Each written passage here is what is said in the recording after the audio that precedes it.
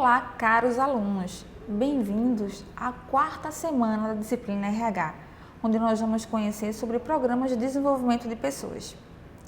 Para falar sobre desenvolver pessoas, é importante a gente resgatar mais um subsistema do RH que você viu lá no comecinho dessa disciplina. Esse subsistema se chama TID, ou Treinamento e Desenvolvimento.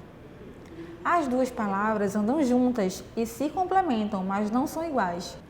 No treinamento, as empresas buscam trazer conhecimento profissional para as pessoas. A partir desse conhecimento profissional, elas vão ter mais uma informação para desenvolver suas atividades.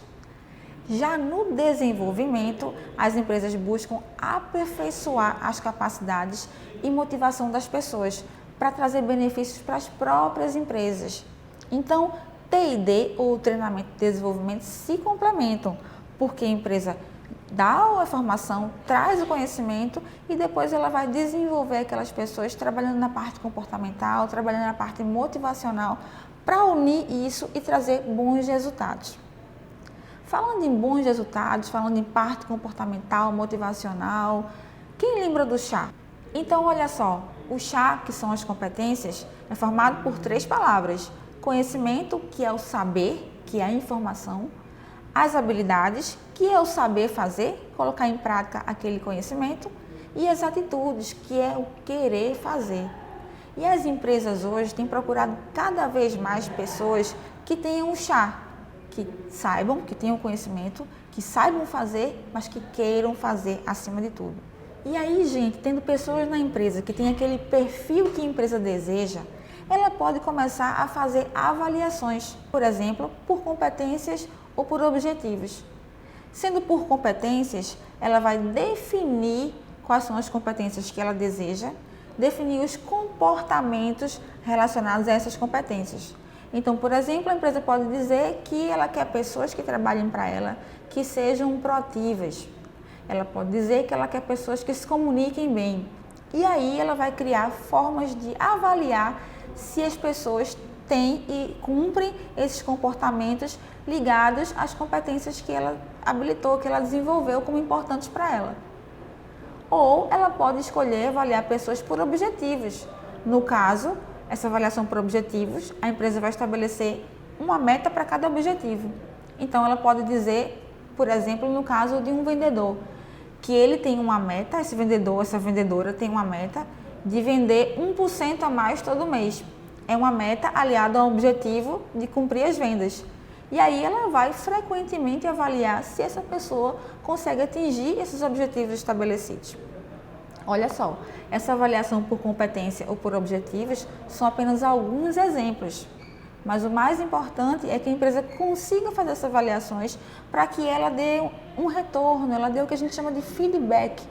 Dê informação para as pessoas de como elas estão se desempenhando e aí ela consiga, aliado lá aquele plano de cargos e salários que a gente viu em outra semana, ela consiga, aliado a esse plano de cargos e salários, trabalhar promoções, trabalhar aumentos e trabalhar bem essas informações junto com as pessoas, para que elas saibam o caminho que elas vão percorrer dentro das empresas. As empresas não conseguem motivar, forçar as pessoas a se motivarem, porque a motivação é interna, as pessoas se motivam de dentro para fora. Mas as empresas precisam criar motivos para que as pessoas sintam essa vontade de estar bem, de trabalhar bem. Criar motivo para a ação, criar motivo para agir. É isso que as empresas precisam fazer. Criar, investir, estabelecer ou criar estímulos para que as pessoas tenham motivos para agir. Para agir como? Para agir bem com as suas rotinas e trazer bons resultados para as empresas. E aí, pessoal, a empresa pode criar até indicadores para acompanhar como é que as pessoas estão se desenvolvendo, estão se desempenhando. Isso é muito importante para estabelecer uma relação entre funcionário e empresa, entre o empregador e empregado.